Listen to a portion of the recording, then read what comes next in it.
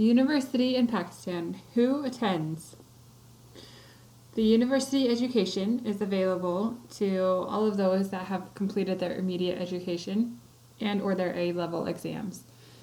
This is usually anybody between the ages of 17 and 23 years old.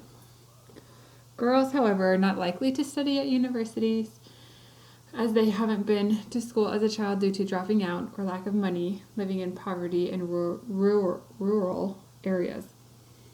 In Pakistan, the enrollment of girls in school is about 45% lower than the enrollment of boys. Their society values is conservatism and includes girls' modesty, which limits families' willingness to send their daughters to school.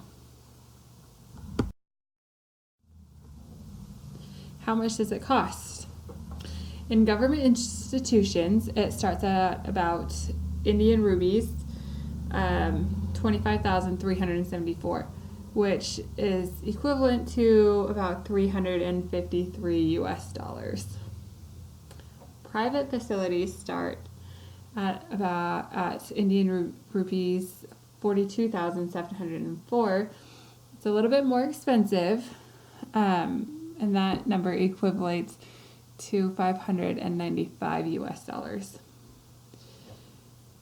It may not seem like a lot of money for people in the United States. That's about 2 classes for us a semester. But in Pakistan, it can be a burden on the families.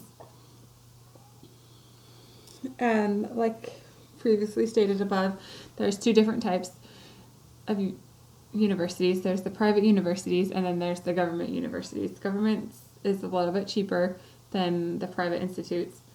And there is professional education. It's a little bit more selective in admitting students. And they need to score higher than an 80 on their exams to be able to attend or to be even looked at. This includes all the doctors and engineers that are going to move on more outside of Pakistan. The government does pay for some families' education, but families are often told they need to pay anything extra, which would include uniforms, books, library access, transportation, maybe other kind of amenities. The transportation can be expensive depending on how far you live from the university. Sometimes you'll either have to walk or take a bus. And students also have to pay for any copies of their work. And a lot of times, families are still unable to pay even with the government's help. Students are also looking at about $150 US dollars per month for food. What do universities in Pakistan offer? They're a little bit different than schools in the United States. They do offer a variety of different classes. In Lahore, they have the largest selection of classes with 341 different options compared to Sakrand, which only offers veterinary and animal medical school. The interesting thing is that the schools are divided up. So each institute provides something different. There's not going to be an art school is not going to share with a science lab, whereas like in BYU, somebody could be going to getting an art degree, and somebody else that is still on campus, the same campus, will be getting a science degree and going to the science labs. They do this so teachers can focus on the students that are interested in that subject. There's not too much going on, and they know which student is doing what.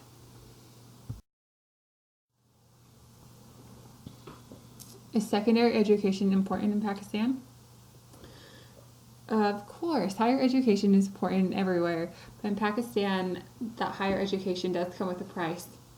Sometimes teachers aren't qualified to teach subjects, and sometimes it just costs too much money. And families and students, they sacrifice a lot of time, money, and space. Students help their families, but they still have to have a full-time job, and they take classes. They're constantly busy. A lot of times they're too tired from working and going to school, and it can show in their studies. And what I mean by family sacrificing space is that the student needs a desk to work at, and they need a place for them to study. They need a place for their books, and when they're living at home, it takes up a corner in their house, which is already not that big, and everybody is just sacrificing so their family members can get that education. There are several differences and similarities between secondary education in the United States and in Pakistan. In Pakistan, for us, it would be less expensive compared to the United States.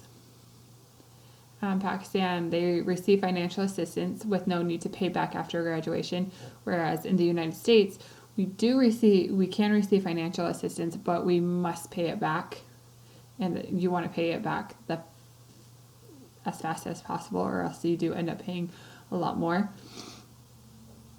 In Pakistan, teachers don't have as many resources, and they don't engage as much in their students. Here, teachers have a lot more resources, and they're invested in their students, and they help work with them and on their assignments. We have teachers' aides that can also help. We have, in the United States, there are more options for degrees, and we have a community service that can help pay back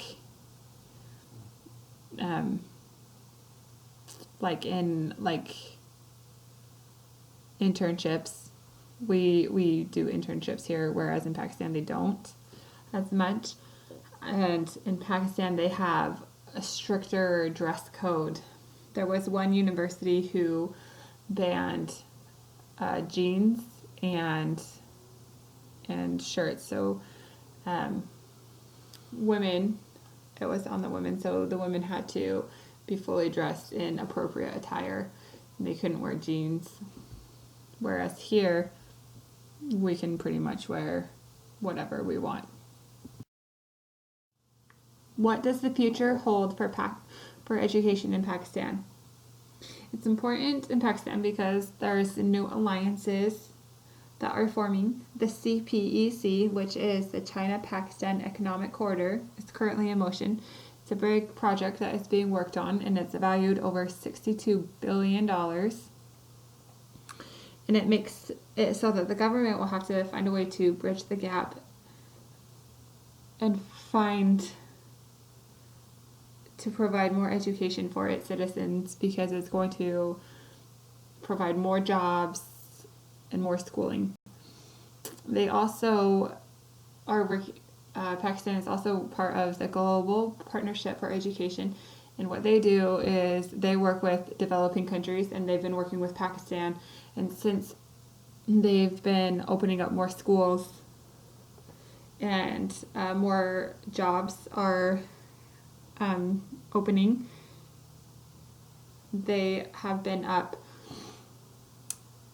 They're currently at 2.6%, and they were at 2.14%. So it has increased from education and from jobs. This is my bibliography.